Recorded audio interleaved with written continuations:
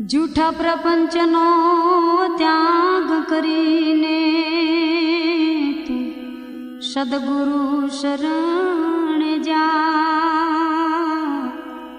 आळस ने अभिमान तजी तू पारख सिर था। आळस ने अभिमान तजी तू पारख स्थिर था।